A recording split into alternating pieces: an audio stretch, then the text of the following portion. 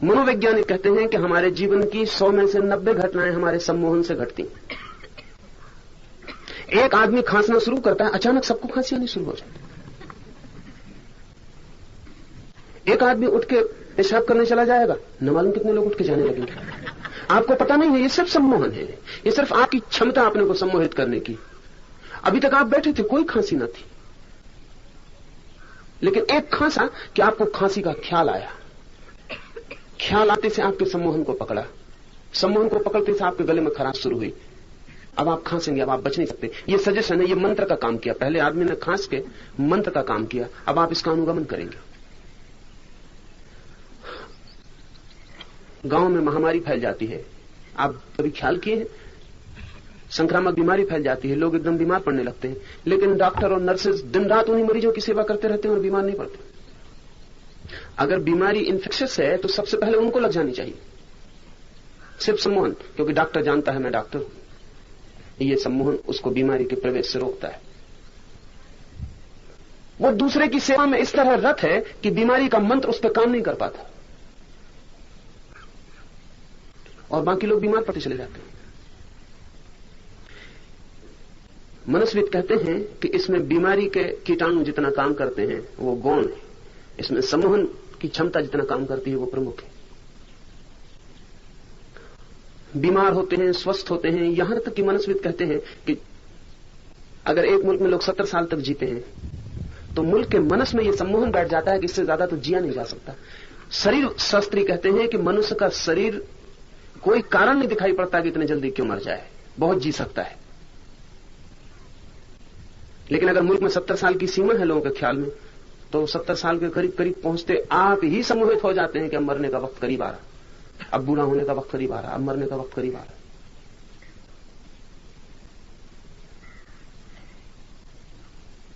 गांधी जी को ख्याल था कि वो 125 वर्ष जिएंगे, वो जी सकते थे।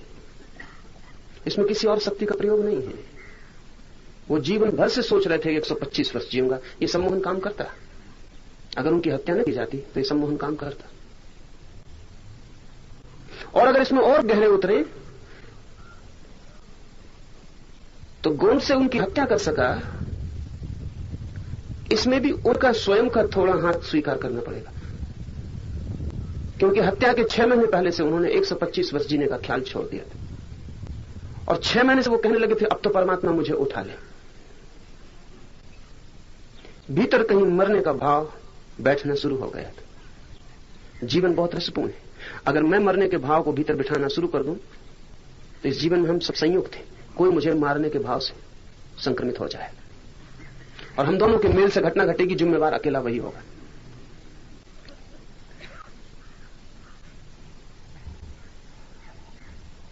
जीसस के बाबत कहा जाता है कि उनको सूली चढ़ा दी गई, फिर वो पुनरुज्जीवित हो गए। ये सिर्फ सम्मोहन की गहन घटना है। अगर इसको हम मनसशास्त्र की तरफ से सोचें तो ऐसा दिखाई पड़ता है कि जब उनको सूली दी गई तो वो सिर्फ गहरे बेहोश हो गए, लेकिन इस भरोसे से, इस आश्वासन से कि मैं पुनरुज्जीवित हो जाऊंगा, ये बेहोशी हिप्नोसिस थी, ये बेहोशी आत्मसम्मोहन था। मर रहा हूं ये उन्होंने स्वीकार कर लिया, लेकिन इस स्वीकार के पीछे एक गहरा मंत्र काम कर रहा था कि मैं 3 दिन के बाद पुनरुज्जीवित हो जाऊंगा। वो गहरे कोमा में, बेहोशी में चले गए। ये बेहोशी स्वनिर्मित थी। और जब दुश्मनों ने जाना कि वो मर गए तो उनकी लाश को पास के एक गुफा में रख के वो चले गए। 3 दिन बाद गुफा खाली पाई गई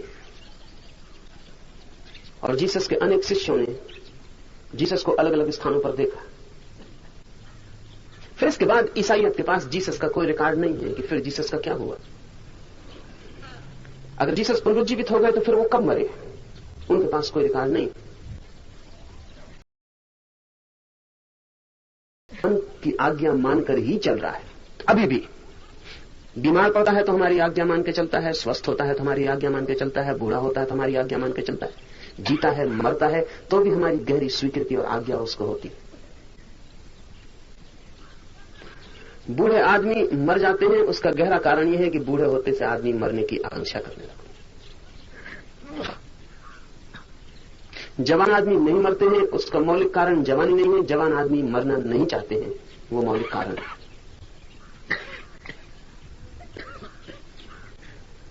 ये शारीरिक घटना कम है और मानसिक घटना ज्यादा है। सम्मोहन को हिंदू शास्त्रों ने माया कहा है। हम जो भी कर रहे हैं, जो भी हैं, जो भी हमारी चित्त दशा है, वो सब हमारा सम्मोहन है। आप सुखी हैं, दुखी हैं, वो आपका सम्मोहन है। लेकिन आपको पता भी नहीं है, इसलिए बदलाहट बड़ी मुश्किल पड़ती है, बड़ी मुश्किल पड़ती है बदलाहट। अगर आप दुखी हो और किसी से कहो कि तुम्हारा सम्मोहन है कि तुम दुखी हो, तो वो मानने को राजी नहीं होगा, क्योंकि बदल नहीं सकता। लेकिन सम्मोहन के आप प्रयोग करें तो आप चकित ही हो जाएंगे। एक व्यक्ति को सम्मोहित करके लिटा दें, फिर उसको प्याज का टुकड़ा दे दें और कह दें ये सेव है, वो खाएगा और कहेगा सेव है। फिर आप उसके मुंह में मिट्टी डाल दें और कहें कि ये मिठाई है, और वो मिठाई की तरह ही भाव पैदा करेगा, चेहरे पर स्वाद लेगा, आनंदित होगा और कहेगा बहुत मीठा है। क्या हो रहा है उसको? कुछ भी नहीं हो रहा है। उसका मन जो स्वीकार कर रहा है वैसा ही शरीर चलना शुरू कर देता।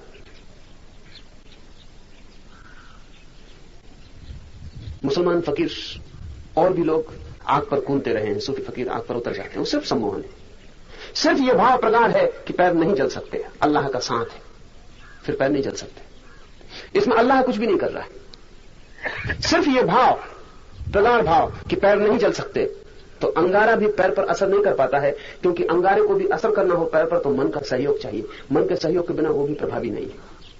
तो आंख से आदमी गुजर जाएगा और पैर नहीं चलेंगे। और आप सोचते हैं ये बहुत कठिन है, तो आप किसी को भी सम्मोहित करके बेहोश कर लें और उसके हाथ में साधारण करकट रख दें और कहें कि ये अंगारा है, और हाथ में फफूंद आ जाए।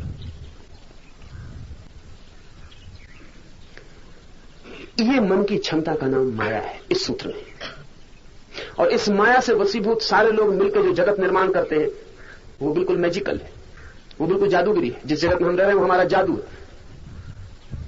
छाती पीट रहे हैं, रो रहे हैं, चिल्ला रहे हैं, ये दुख हो रहा है, वो सुख हो रहा है, ये तकलीफ हो रही है, वो तकलीफ हो रही, और वो हमारे जादू है और हमारे हाथ में उसकी कुंजी है। ये सूत्र कहता है मनुष्य माया के वशीभूत होकर शरीर को ही सब कुछ समझ लेता है। शरीर को सब कुछ समझना हमारा सम्मोहन है। ये सिर्फ हमारा ख्याल है, और ये ख्याल आप किसी भी चीज के साथ जोड़ लें, ये ख्याल जुड़ सकता है किसी भी चीज के साथ।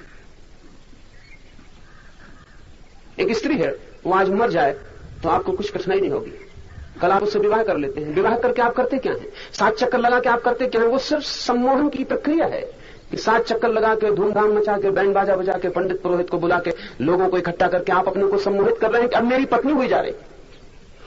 वो वही स्त्री है, कल मती आपको कोई दुख ना होता, आज मरेगी आप छाती पीट कर रो रहे। बड़ा आश्चर्य, ये 7 चक्कर में, ये मंत्र तंत्र ने, ये भीड़ भड़के ने, बैंड बाजे ने बड़ा चमत्कार किया है कि आप छाती पीट कर रो रहे, सिर्फ सम्मोहित किया है। इसलिए जो लोग सोचते हैं कि शादी विवाह में इतने क्रियाकांड की जरूरत नहीं है, उनको पता नहीं है। अगर ये क्रियाकांड नहीं होगा तो पत्नी पैदा ही नहीं हो सकती। ये क्रियाकांड अनिवार्य है, सम्मोहन का हिस्सा है। इसलिए जिन मुल्कों ने बुद्धिमानों की बातें मानकर, और बुद्धिमान कभी कभी बहुत बुद्धिहीनता की बातें कहते हैं, उनकी बातें मान के किससे क्या फायदा? 7 चक्कर लगाने से क्या मतलब? बैंड बाजे से क्या मतलब? फुलझड़ी फटाके से क्या मतलब है? घोड़े पे बैठने से क्या मतलब है? दूल्हे के कपड़े पहनने से न पहनने से क्या मतलब है? विवाह करना है तो कर लो, हाथ मिला लो, माला डाल दो, विवाह हो गया। लेकिन ध्यान रखना, वो सारी की सारी प्रक्रिया सम्मोहन की प्रक्रिया थी। उस सम्मोहन के प्रभाव में ही तुम पति बनते, वो पत्नी बनती, तुम्हारे बीच संबंध निर्मित होता है। वो तुम्हें अपनी मालूम पड़ती, तुम उसे उसके मालूम पड़ते। अगर वो सारी क्रिया तुमने छोड़ दी तो वो एक स्त्री है, तुम एक पुरुष हो, और तब तलाक अनिवार्य है। जिन जिन मुल्कों ने विवाह का क्रियाकांड छोड़ दिया, उन मुल्कों को तलाक का क्रियाकांड निर्मित करना पड़ा है। यह अनिवार्य है, क्योंकि हमें पता नहीं कि मन के काम करने के ढंग क्या है। मन के काम करने के ढंग है, और मन के काम करने के सब ढंग सम्मोहन के ढंग है। उस प्रक्रिया से गुजरेंगे तो मन सम्मोहित हो जाएगा। अब एक लड़के को गांव में आप दूल्हा बना के घोड़े पर बिठा के निकालते हैं, ऐसा जिंदगी में मौका उसे दोबारा फिर घोड़े पर बैठ के निकलने का आने वाला नहीं। पहली दफा वो अनुभव करता है मैं भी कुछ हूं, उसे हम दूल्हा राजा कहते हैं। एक क्षण को वो भी राजा हो जाता है, और ठीक राजा की शान से घूमता है। जिंदगी में ये शिखर उसको फिर कभी नहीं मिलेगा। इस अहंकार के क्षण में सम्मोहन बहुत आसान। ध्यान रखना, अहंकार शून्य आदमी हो तो सम्मोहित नहीं किया जा सकता। ये साधारण आदमी अचानक दूल्हा राजा हो गया है, इसका अहंकार मजबूत है, ये घोड़े पर सवार है, सारा गांव घोड़े के नीचे है, ये घोड़े के ऊपर है। इसके अहंकार को एक शिखर उपलब्ध हो रहा है। इस शिखर के क्षण में जो भी घटना घटेगी, ये इस वक्त बहुत डेलिकेट है, बहुत नाजुक है, इसके भीतर कोई भी चीज प्रवेश कर जाएगी, सम्मोहन पकड़ जाएगा। फिर दोबारा इस ऊंचाई पर यह कभी नहीं होगा। और इसलिए जिस ऊंचाई पर जो सम्मोहन पैदा हुआ था वो जिंदगी भर टिकेगा, वो अब छूट नहीं सकता पीछे, वो इसके अहंकार का हिस्सा हो गया। जिन्होंने ये सारी प्रक्रियाएं खोजी थी वो मन की माया को समझते थे, और आज के जो तथाकथित बुद्धिमान आदमी हैं उनको मन की माया का कुछ भी पता नहीं। वो निपट मूर्खतापूर्ण बातें लोगों को समझाते रहते हैं, यद्यपि वो तर्क देते हैं लेकिन तर्क थोथे हैं, और तर्कों के पीछे मनुष्य के मन के विज्ञान का कोई बोध नहीं है। और जब वो बातें करते हैं तो ऐसा लगेगा कि बिल्कुल ठीक तो कह रहे हैं, क्या जरूरत है इतना खर्च करने की। हम समझाते हैं कि भाई क्या जरूरत है इतना खर्च करने की, लेकिन वो खर्च अगर न हो तो सम्मोहन पैदा नहीं होगा। इसलिए गरीब अपनी हैसियत से भी ज्यादा खर्च कर लेता है। वो हैसियत से ज्यादा खर्च करने का मौका दोबारा उसको नहीं आएगा। हैसियत से ज्यादा खर्च करके वो दिल को नाजुक कर लेता है और अहंकार से भर जाता है। उस क्षण उसके भीतर जो प्रवेश कर जाता है वो टिकेगा, वो उसकी माया का हिस्सा हो गया। अब ये स्त्री नहीं रही पत्नी हो गई, अब ये पराई नहीं रही मेरी हो गई। ये जो मेरा होना है इसलिए मूल्य चुकाना पड़ता है। और हमारा सारा का सारा जीवन ऐसे ही चलता है, ऐसे ही चलता है। हम अपने शरीर के संबंध में भी जो धारणा बनाए हुए हैं कि ये मेरा है, ये भी सम्मोहन है। बचपन से हमें सिखाया जाता है, बचपन से हम सीखते हैं, अनुभव से भी पता चलता है। लेकिन मनस्विद कहते हैं कि बच्चा जब पैदा होता है उसे कुछ पता नहीं होता कि ये शरीर उसका है, उसे कुछ पता नहीं होता। उसे ये भी पता नहीं होता कौन उसकी मां है, कौन उसका पिता है, कुछ पता नहीं होता। ये सब सम्मोहन से वो सीखता है। मां उसके ज्यादा निकट होती है, दूध पिलाती है, उसकी फिक्र करती है, धीरे धीरे वो उसका चेहरा पहचानना शुरू कर देता है। चेहरा भी वो बाद में पहचानता है, स्तन ही पहले पहचानता है। इसी कारण पुरुष पूरे जीवन स्त्री के स्तन से मुक्त नहीं हो पाते। पूरे जीवन हमारे चित्रकार हो, कवि हो, लेखक हो, बड़े विद्वान हो, स्त्री के स्तन से मुक्त नहीं हो पाते, क्योंकि वो पहला सम्मोहन है दूसरे के शरीर का। इसलिए स्तन की तलाश चलती रहती, खोज चलती रहती। मूर्ति, चित्र हो, कविता हो, सब जगह स्तन उभर उभर के आता रहता। वो पुरुष के मन में पहला सम्मोहन है, घेरे बैठ जाता है। स्त्री शब्द का उच्चारण करते ही स्तन की छाया निर्मित हो जाती है। फिर वो चेहरे को बच्चा पहचानना शुरू करता है, दूसरों को पहचानना शुरू करता है, धीरे धीरे दूसरों के बीच अपने को अलग अनुभव करना शुरू करता है। मां का हाथ उसे अलग मालूम पड़ने लगता है, अपना हाथ अलग मालूम पड़ने लगता है। धीरे धीरे अपने व्यक्तित्व का अलग बोध होना शुरू होता है। पशुओं के मनोविज्ञान पर कुछ काम चलते हैं। जैसे भेड़ के बाबत हम सबको अंदाज है कि भेड़ भीड़ में चलती है, और एक भेड़ एक तरफ चली जाए तो सारी भेड़ें उस तरफ चली जाती हैं। भेड़ का नेता एक तरफ जाए तो फिर सारी भेड़ें उस तरफ जाएंगी, चाहे वो खड्डा ही क्यों ना हो, जान ही खतरे में क्यों ना हो। अब तक ऐसा ही समझा जाता था कि भय के कारण ऐसा होता है, लेकिन अभी नई खोजें ये कहती हैं कि भेड़ों को अपने शरीर का व्यक्तिगत बोध नहीं है। उनके पास एक कम्युनल माइंड है, एक सामूहिक चित्त है। तो वो जो दूसरी भेड़ है वो भेड़ को दूसरी मालूम पड़ती ही नहीं। भेड़ एक ग्रुप माइंड में जीती है, उनका एक समूह चित्त है। इसलिए एक भेड़ वहां जा रही है उसका मतलब है कि मेरा एक हिस्सा वहां जा रहा है तो मैं भी खींचा चला जा रहा हूं। व्यक्ति चित्त भेड़ में पैदा नहीं होता। चींटियों में भी ठीक समूह चित्त है, कलेक्टिव माइंड है, और समूह चित्त पैदा हो सकता है। सिर्फ सम्मोहन की बात है। व्यक्ति चित्त पैदा हो सकता है, वो भी सम्मोहन की बात है। समूह चित्त पैदा हो सकता है, वो भी सम्मोहन की बात। पूरब के मुल्कों में एक पारिवारिक चित्त था, तो परिवार का एक आदमी मर जाए तो परिवार के पूरे आदमी मरने को तैयार हो जाए। लेकिन पश्चिम में परिवार चित्त टूट गया, पूरब में भी टूट रहा है। अगर बाप पिट रहा हो तो भी बेटा पहले ये सोचेगा पश्चिम में कि सही कौन है। ये बाप जो पिट रहा है ये ठीक है कि मारने वाला ठीक है। जब तक ये साफ ना हो तब तक किसी का पक्षपात लेना ठीक नहीं। ऐसे ही ठीक है बात, क्योंकि बाप होने से कोई ठीक तो नहीं हो सकता। हो सकता है किसी ने कुछ गड़बड़ की हो, ठीक पिट रहा हो। लेकिन पूरब में ये संभव नहीं था, धीरे धीरे यहां भी संभव हो जाएगा। परिवार चित्त था तो ये सवाल ही नहीं था कि बाप पिट रहा है मैं पिट रहा हूं। एक सामूहिक भाव था, दोनों के शरीर कहीं भीतर एक ही सम्मोहन में गुथे थे। वो सम्मोहन टूट जाए तो भिन्न स्थिति निर्मित हो जाएगी। मेरा शरीर भी मेरा ही सम्मोहन है। इसलिए ख्याल करें आप कि आपके शरीर में भी बड़े विभाजन है। जैसे शरीर के ऊपर का हिस्सा आपका ज्यादा मेरा है, शरीर के नीचे का हिस्सा आपका कम कम मेरा है। बड़े मजे की बात है, एक ही शरीर, उसमें नीचे के शरीर को आदमी ऐसा समझता है कि अपना नहीं, ऊपर के शरीर को समझता है अपना, और सबसे ज्यादा तो खोपड़ी को अपना समझता है। बाकी अगर आपका हाथ कट जाए तो आपको ऐसा नहीं लगता कि मैं मर गया, खोपड़ी तो गए। शरीर में भी आपके विभाजन है, और विभाजन इतने गहरे हो सकते हैं जैसे कि सारी संस्कृतियों ने, जिन्होंने भी काम वासना का दमन करवाया है, तो जन्मेंद्री से आपको ऐसा नहीं लगता कि मेरा हिस्सा है, इसलिए उसको छिपाए फिरते हैं, घबराए रहते हैं, डरे रहते हैं, भयभीत रहते हैं। ऐसा लगता है कि वो कोई जैसे कोई दुश्मन शरीर के भीतर है, अपना नहीं। छोटे से बच्चे में हम सम्मोहन पैदा करवाते हैं। बच्चा जैसे जन्मेंद्री छूता है, सारा घर रोकने को तत्पर हो जाता है, छू मत। बच्चे को खुद भी हैरानी होती है, क्योंकि उसको बच्चे को भी कोई पता नहीं कि हाथ और जन्मेंद्री में कोई फर्क है। लेकिन सारा घर सचेत हो जाता है और सारे घर के मन में निंदा का भाव आ जाता है। बच्चा भी भयभीत हो जाता है कि मामला कुछ और है, बाकी सब शरीर ठीक है, जन्मेंद्री ठीक नहीं। फिर यह भाव सघन होता चला जाता है। फिर आप अगर अपने से पूछें तो आपको पता बिल्कुल पक्का चल जाएगा कि जन्मेंद्री आपका शरीर का हिस्सा नहीं। अभी अमेरिका की एक खिलौनों की कंपनी ने खिलौने बनाया। आपने ख्याल नहीं किया होगा कि आपके सब खिलौने झूठे, क्योंकि उनमें जन्मेंद्री नहीं होती। अगर आपका एक गुड्डा है, लड़का है, तो उसमें जन्मेंद्री नहीं होती और बाकी सब होता है। लड़की है, गुड़िया है, तो जन्मेंद्री नहीं होती, बाकी सब होता है। एक कंपनी को सूझा, बड़ी सूझ की बात है, और मैं समझता हूं 5-6 हजार वर्ष में पहली दफा सूझी किसी खिलौना बनाने वाले को कि ये बात तो झूठ है, प्रमाणित नहीं। तो उसने जन्मेंद्रियां बना दी खिलौनों में। तो सुप्रीम कोर्ट तक मुकदमा गया, और आखिर सुप्रीम कोर्ट ने फैसला दिया अमेरिका की कि जन्मेंद्रियां खिलौनों में नहीं बनाई जा सकती। आश्चर्यजनक बात है, क्या हमारा दिमाग है, क्यों नहीं बनाई जा सकती? उस कंपनी ने बहुत लड़ाई की, लेकिन नहीं बनाई जा सकती। कंपनी का कहना यह था कि अगर ये शरीर में है तो फिर खिलौने में क्यों नहीं होनी चाहिए, खिलौना प्रमाणिक होना चाहिए। लेकिन बड़ी घबराहट फैल गई, और ऐसा मालूम पड़ा कि सारे अमेरिका की बुद्धि इस पर अटक गई। बड़े विरोध में पत्र लिखे गए, अखबारों में खबरें छपी, विवाद चला, जगह जगह सिंपोजियम हुए कि ये नहीं हो सकता, इससे तो संस्कृति नष्ट हो जाएगी। आदमी में जन्मेंद्री है और संस्कृति नष्ट नहीं हो रही, और खिलौने में जन्मेंद्री होगी तो संस्कृति नष्ट हो जाएगी। नहीं, पर उसका कारण इस जिद और झगड़े का कारण है, और सुप्रीम कोर्ट के बुद्धिमान जजों को भी निर्णय देने के पीछे कारण कोई जन्मेंद्री को अपना हिस्सा मानता ही नहीं।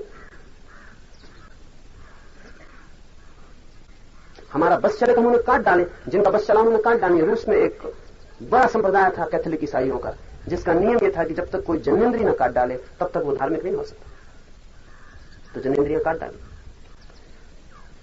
4-5 हजार साल पहले सारी दुनिया में ऐसे समूह थे जो जन्मेंद्रियों को काटने को भरोसा रखते थे। मुसलमान आज भी खतना करते हैं, यहूदी खतना करते हैं, वो सिर्फ उसी का सिंबॉलिक है। एक जमाना था पूरी जन्मेंद्री काट के आदमी धार्मिक होता था, फिर उतना तो मुश्किल पड़ने लगा लोगों को, लोग राजी न रहे, तो थोड़ी सी चमड़ी काट के प्रतीकात्मक रूप से खतने को जारी रखा गया। तो अगर खतना नहीं हुआ तो कोई आदमी मुसलमान नहीं, अगर खतना नहीं हुआ तो स्वर्ग में प्रवेश नहीं कर सकता। ये सिर्फ छोटा सा प्रतीक रह गया, लेकिन मौलिक आधार यही था। पर ये अगर ये हमारे मस्तिष्क में हो तो फिर शरीर में विभाजन हो जाएंगे। हमारे शरीर में विभाजन इतना गहरा घुस जाता है कि जिसका कोई हिसाब नहीं।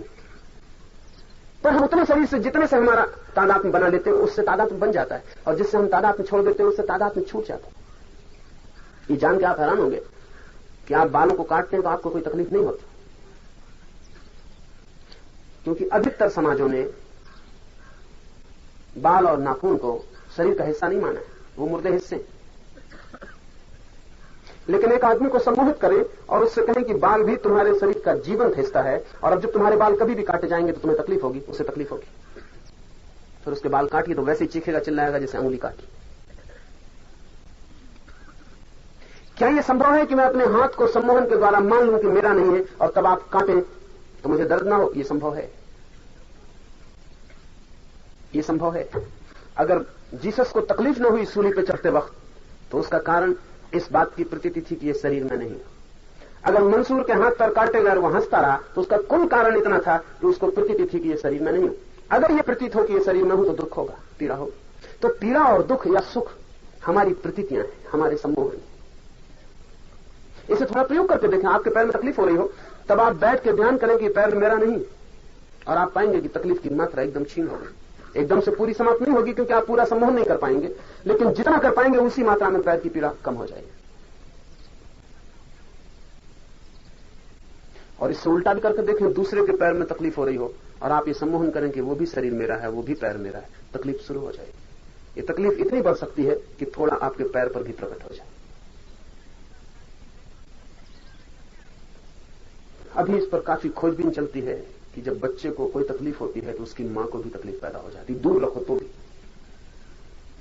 असल में बच्चे से इतना गहरा सम्मोहन है कि वो कितने ही दूर पीड़ा में पड़े तो वो मां का ही फैला हुआ हिस्सा है। और ये सम्मोहन इतना गहरा है कि इसके दूर संप्रेषण, इसकी टेलीपैथिक खबरें मां को मिल जाएंगी। जानवरों पर बहुत प्रयोग किए जा रहे हैं और चूंकि जानवरों के पास और भी सरल मन है इसलिए प्रयोग बहुत आसान होते हैं। कुछ खरगोशों पर प्रयोग किए गए रूस में, तो खरगोशों की माताओं को समुद्र के नीचे ले जाया गया, पनडुब्बियों में 1000-2000 फीट नीचे, और बच्चों को रखा गया किनारे पर, और बच्चों को यहां मारा गया और वहां उनकी माताओं की जांच पड़ताल जारी रखेगी। जिस क्षण बच्चे मरते हैं उसी दिन मां, उसी क्षण मां कब जाती है, उदास परेशान हो जाती है। अब मां को कोई भी खबर नहीं कि बच्चे के साथ क्या हो रहा है, बहुत दूरी, लेकिन सम्मोहन संबंध जोड़ देता है। सम्मोहन ही संबंध है। जिससे आप संबंधित हैं वो आपका सम्मोहन है, और सम्मोहन जरा में टूट सकता है। आप अपने बेटे के लिए जान दे सकते हैं, मर सकते हैं, लेकिन आज आपके हाथ में एक चिट्ठी पड़ जाए और पता चले कि ये बेटा आपसे पैदा नहीं हुआ, सब सम्मोहन टूट जाए। आप इस बेटे की जान लेने को तैयार हो जाए, और जान लेने और बड़े प्रसन्न हो, और तब पता चले कि चिट्ठी जाली थी, तो फिर छाती पीट कर रोएंगे कि ये क्या कहती है। ये सारा का सारा खेल न बेटे से संबंधित है न बाप से संबंधित है, ये सारा का सारा खेल सम्मोहन से संबंधित है। जहां जहां हम अपने सम्मोहन को फैला देते हैं वहां वहां सुख और दुख का राज्य शुरू हो जाता है। मनुष्य माया के वशीभूत होकर शरीर को ही सब कुछ समझ लेता है और सब तरह के कर्मों को करता है। फिर शरीर जो कर्म बताता है वो उसे करने पड़ते हैं, फिर वो मालिक नहीं रह जाता, फिर शरीर हो जाता है मालिक और आदमी हो जाता है अनुगामी। शरीर जो कहता है फिर वो वही करता है, जानते हुए भी करता है कि इससे हानि हो रही तो भी करता है। जानता है कि ये शराब पी रहा हूं तो जहर पी रहा हूं, लेकिन ये जानना काम नहीं आता, क्योंकि शरीर कहता है पियो। शरीर की रासायनिक पकड़ शराब पर हो जाती है। जो आदमी शराब पीता है उसके शरीर में रासायनिक फर्क हो जाता है, और जान के आप हैरान होंगे, जो आदमी शराब पीता है उसके शरीर का एक एक सेल धीरे धीरे शराब का आदी हो जाता है, एक एक सेल, और एक एक सेल वक्त में मांगता है कि शराब दो। इसलिए शराबी जब छोड़ देता है तो तड़फड़ाता है, परेशान होता है, दिक्कत में पड़ता है, और सब संकल्प धरा रह जाता है, क्योंकि शरीर कहता है दो, नहीं तो मर जाएंगे, जीना मुश्किल। शरीर के पीछे उसे चलना पड़ता है, क्योंकि ये शरीर ही तो मैं हूं, ऐसी तो गहरी प्रतीति बैठी है। फिर शरीर जो भी करवाता है वो आदमी करता चला जाता है। शरीर क्या क्या करवाता है वो इस सूत्र में कहा है। वही मनुष्य विषय वासना और मद्यपान आदि विचित्र भोगों को भोग कर जागृत अवस्था में तृप्त होता है। विचित्र भोग का विचित्र कारण से कहा है। दो कारण, एक तो कि अगर उसी चीज से आपका सम्मोहन छूट जाए तो आप एकदम हैरान हो जाएंगे कि जिससे आप तृप्त हो रहे थे उससे तृप्त होना तो दूर, उससे विकर्षण, जुगुप्सा, घृणा पैदा हो जाएगी। बुद्ध को ऐसा ही हुआ। बुद्ध को उनके पिता ने सारी सुंदरतम स्त्रियां इकट्ठी कर दी, वही भूल हो गई, नहीं तो बुद्ध सन्यासी ना होते। अगर उनको एक भी स्त्री ना मिलती तो शायद एक आध दो जन्म और लग जाते, क्योंकि जो नहीं मिलता उसका आकर्षण बना रहता, जो मिल जाता उसका आकर्षण खो जाता। फिर भी अगर और भी सुंदर स्त्रियां होती राज्य में जो बुद्ध को उपलब्ध ना होती तो भी वो शायद सोचते कि इन स्त्रियों से सुख न मिला हो, उनसे तो मिल सकता है, तो दौड़ में लगे रहते। लेकिन राज्य में जो भी श्रेष्ठतम सुंदर स्त्रियां थी वो बुद्ध के पिता ने बुद्ध के आसपास इकट्ठी कर दी, एक जोशी की सलाह पर। जोशी ने कहा कि ये बेटा या तो चक्रवर्ती राजा होगा और या सन्यासी हो जाए।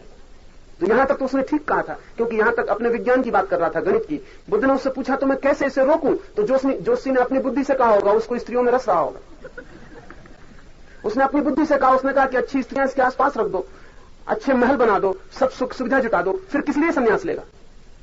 आदमी दुखी होता है, ये नहीं मिला, ये नहीं मिला, ये नहीं मिला। जोशी गरीब रहा होगा, आमतौर से जोशी गरीब होते हैं।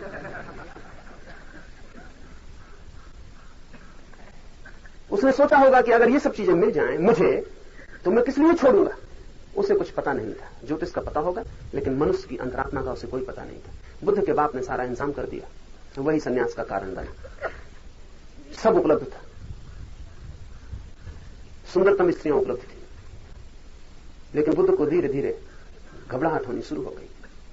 जब सब उपलब्ध हो तो विरक्ति बहुत आसान हो जाती है, ऊब पैदा हो जाती, बोर्डम पकड़ लेती। सुंदरतम चेहरे भी कितनी देर तक सुंदर रह सकते हैं, जब तक न मिले तभी तक। सुंदर चेहरा मिल जाए फिर क्या करिएगा, फिर थोड़े दिन में उसका सौंदर्य खो जाता है। अगर इसे हम ठीक से समझें तो सौंदर्य दूरी का फल है।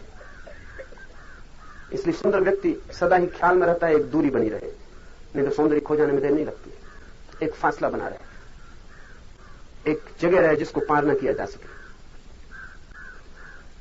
बुद्ध एक रात उठे, नींद नहीं उन्हें आ रही थी, वो सोच रहे हैं कि क्या इस सब को पाके कुछ मिल तो नहीं रहा है, क्या होगा क्या नहीं होगा। देखा कि जो लड़कियां नाचते हुए उनको सुलाते वक्त उनके चारों तरफ नाच रही थी, और जब वे सो गए थे तो वे भी गिर के नीचे सो गई थी। तो बुद्ध ने एक दफा उनके चेहरे पर नजर डाली, किसी की लार बह रही थी, किसी का मुंह खुला था, गड़गड़ाहट की आवाज आ रही थी, किसी की आंख में कीचड़ जम गया था, कोई नींद में बड़बड़ा रही थी, कपड़े अस्त व्यस्त हो गए थे, किसके शरीर से पसीना बह रहा था। बहुत घिनौना मालूम पड़ा। एक एक के पास जाकर देखा तो उन्हें पता चला कि ये सब सौंदर्य के पीछे ये सब भी छिपा है। बहुत घिनौना मालूम पड़ा। वही रात उनके भागने की रात हो गई। लेकिन जो भी हम भोगते रहते हैं, उस किसी भी भोगी गई चीज को अगर हम बहुत गौर से देखें, बहुत निकट से देखें, तो घबराहट पैदा होगी, ऊब पैदा होगी, भागने का मन होगा कि हम ये क्या कर रहे हैं। तो विचित्र कहने का एक तो कारण यह है, ऋषि कह रहा है कि बड़ी विचित्र बात है कि जिन चीजों में कुछ भी नहीं है भीतर, उनको भी आदमी भोग कर तृप्ति भी अनुभव करता है, भोगता भी है और तृप्ति भी अनुभव करता है। उसे विचित्र लग रहा है, लगेगा। जो आदमी भी भोग के प्रति जागेगा उसे हमारा सारा भोग बहुत विचित्र लगेगा। उसे ठीक वैसे ही लगेगा जैसे आपके घर का बच्चा खिलौने से खेल रहा है, खिलौने की